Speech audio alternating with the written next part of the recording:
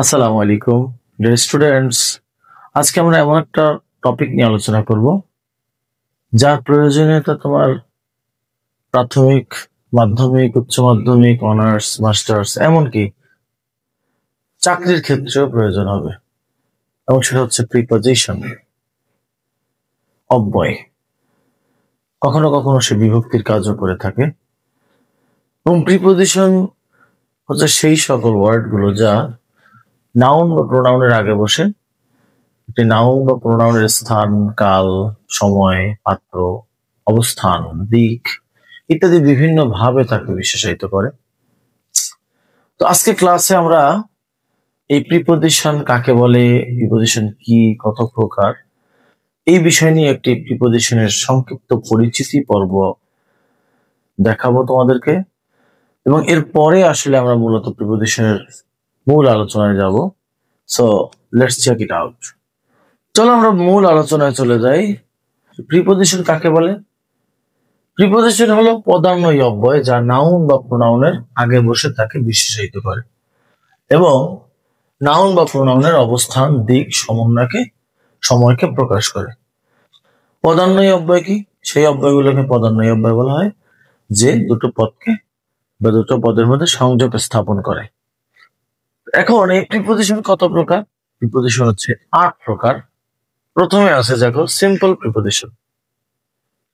Simple preposition হচ্ছে সেই preposition গুলো যা একটি ওয়ার্ড দ্বারা গঠিত হয়, যেমন on, in, at, with, for, by, since ইত্যাদি। এগুলো হচ্ছে একটি শব্দ দ্বারা গঠিত প্রিপজিশন, যেটাকে আমরা বলবো সিম্পল প্রিপজিশন।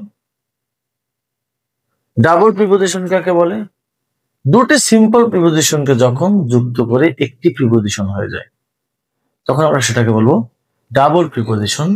যেমন with plus in, with in plus to, into.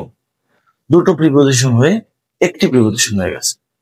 এরপরে আমাদের আছে কম্পাউন্ড প্রিপজিশন। আমরা জানি কম্পাউন্ড যুক্ত, জোড়া কিংবা জোড়ার বেশি যেটা যুক্ত করা হয়, কোন একাধিক শব্দ যুক্ত করে একটি শব্দ করলে সেটাকে আমরা কম্পাউন্ড ওয়ার্ড বলি। ঠিক তেমনি একাধিক ওয়ার্ড মিলে সেটা যদি একটি প্রিপজিশনের সাথে সংযুক্ত থাকে, এখন সেই ওয়ার্ডটা নাউন হতে পারে, সেই ওয়ার্ডটা অ্যাডজেক্টিভ হতে পারে, সেই ওয়ার্ডটা অ্যাডভার্ব হতে পারে, এবং এই শব্দগুলোর পূর্বে যদি কোনো একটা সিম্পল প্রিপজিশন বসে এবং সেই সিম্পল প্রিপজিশনটা যখন অ্যাডজেক্টিভ কিংবা কোনো অ্যাডভার্বের সাথে যোগ হয়ে একটি প্রিপজিশন হয়ে যায় তখন সেটাকে আমরা বলবো কম্পাউন্ড প্রিপজিশন। যেমন on plus by plus out, এই তিনটা মিলে হয়েছে অ্যাবাউট। বাই প্লাস লো, তাহলে বাই একটা প্রিপজিশন, সিম্পল প্রিপজিশন, লো একটা অ্যাডজেক্টিভ। বাই প্লাস লো, মূল প্রিপজিশনটা হয়ে গেল বিলো।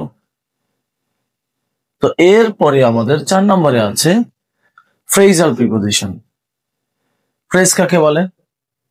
একাধিক শব্দ একত্রিত হয়ে যদি একটা অর্থ প্রকাশ করে তখন তাকে ফ্রেজ বলা হয়। ফ্রেজ মানে শব্দগুচ্ছ। তো ফ্রেজের প্রিপজিশন গুলো কি? দুই বা ততোধিক ওয়ার্ডের সাথে যুক্ত প্রিপজিশন। যে প্রিপজিশনটা একাধিক ওয়ার্ডের সাথে যুক্ত হয়, সেটা আগে পরে প্রিপজিশন থেকে মাঝে অন্য কোনো ওয়ার্ড থাকতে পারে বা অন্য কোনো ওয়ার্ডের সাথে যুক্ত হতে পারে, কখনো কখনো আমরা প্রিপজিশনাল ফ্রেজ বলি। এগুলো আসলে ফ্রেজাল প্রিপজিশন। যেমন ইন ফ্রন্ট অফ, আগে in, front of, in order to. একাধিক শব্দ বসছে কিন্তু তার একটা অর্থ প্রকাশ করছে। ইন ফ্রন্ট অফ সম্মুখে, ইন অর্ডার টু উদ্দেশ্যে। 5 নম্বরে আমাদের আছে পার্টিসিপল প্রিপজিশন। পার্টিসিপল প্রিপজিশন হচ্ছে ভার্বের প্রেজেন্ট পার্টিসিপল কিংবা পাস্ট পার্টিসিপল যা কখনো কখনো প্রিপজিশনের কাজ করে, প্রিপজিশনের মতন সে ব্যবহৃত হয়। সেই ভার্বের প্রেজেন্ট এবং পাস্ট পার্টিসিপল গুলোকে আমরা বলবো পার্টিসিপল প্রিপজিশন। যেমন I saw the people running fast him, আমি দেখলাম মানুষ তার পাশ দিয়ে দৌড়ে যাচ্ছে। এখানে এই রানিংটা কিন্তু আসলে পার্টিসিপল প্রিপজিশন, যদিও তার অন্য ব্যবহার থাকার কারণে আমরা তাকে সরাসরি প্রিপজিশন হিসেবে ব্যবহার করি না বা করার প্রয়োজন পড়ে না। এরপরে আছে আমাদের ডিসগাইজ প্রিপোজিশন। ডিসগাইজ ছদ্মবেশী মানে কি?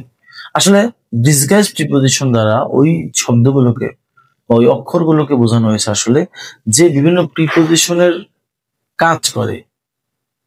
যেমন ধরো অন, এট, টু, অফ, এই প্রিপোজিশন গুলো না বসিয়ে আমরা কখনো কখনো এ বা ও বসাই। যেমন গোয়িং টু আমরা লিখি গনা, ওয়ান টু আমরা লিখি ওয়ানা, তারপরে কিন্তু এই টু কে আমরা এ দ্বারা প্রকাশ করেছি। এইগুলোকে বলা হয় ডিসগাইজ প্রিপোজিশন। 7 নম্বর হচ্ছে স্পেশাল প্রিপোজিশন।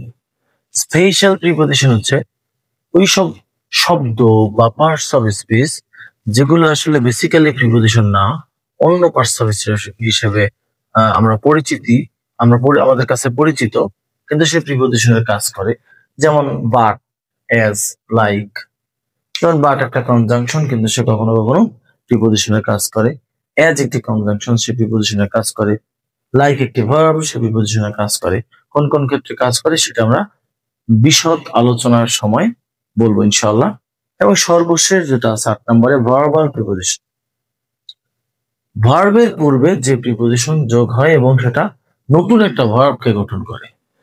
একটা ভার্বের আগে একটা প্রিপোজিশন যোগ হবে এবং এই প্রিপোজিশন এবং ভার্ব মিলে একটি নতুন ভার্ব তৈরি হবে, সেটাকে আমরা বলবো ভার্বাল প্রিপোজিশন।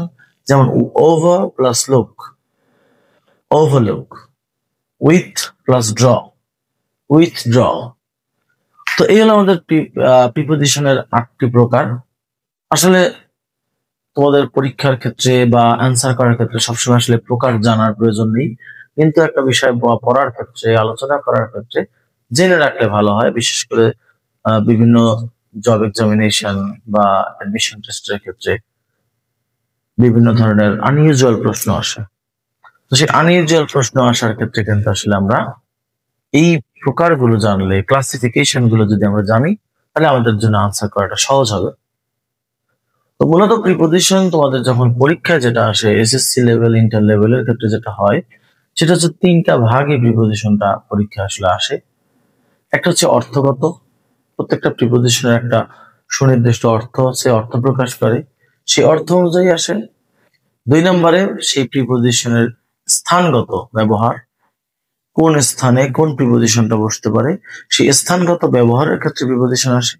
3 নম্বরে যেটা আসে ফ্রেজাল প্রিপোজিশন ক্ষেত্রে, যে ফ্রেজ আকারে সুনির্দিষ্ট কিছু ভার্বের পরে যেমন যে সুনির্দিষ্ট প্রিপোজিশনটা বসে, এই ফ্রেজ আকারে অ্যাপ্রোপ্রিয়েট প্রিপোজিশন নামে আমরা যে ফ্রেজগুলোকে চিনি।